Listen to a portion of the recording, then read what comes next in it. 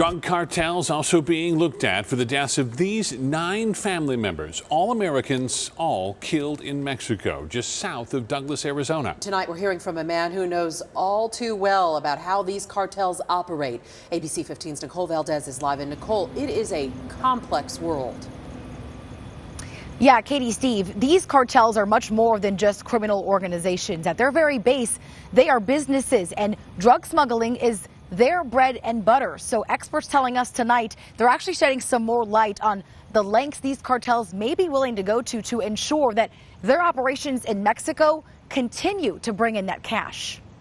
Nita and 4 of my grandchildren are burnt and shot up.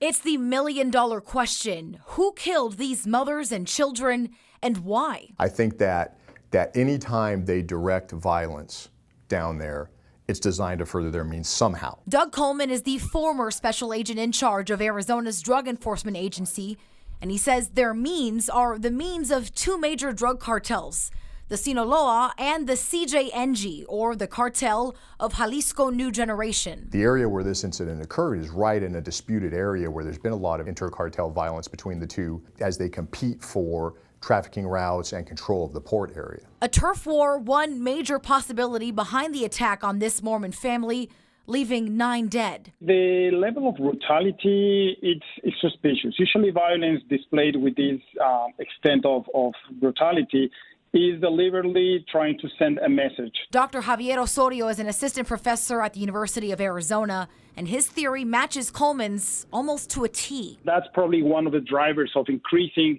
the greed of controlling these routes, so they can actually make more money from trafficking fentanyl. Even with added pressure and efforts to find the killers, Osorio says it could be next to impossible, with more than 95% of Mexico's murders still unsolved. Coleman, though, thinks this case could be different. I think that every day that we crack down on the cartels and the way that they operate costs them money, so eventually they will break. And because this week's victims are U.S. citizens, Coleman says the FBI will likely be taking point in this investigation and demanding information from Mexican authorities, the DEA, and other international agencies to solve this case as fast as possible. In Phoenix tonight, Nicole Valdez, ABC 15, Arizona.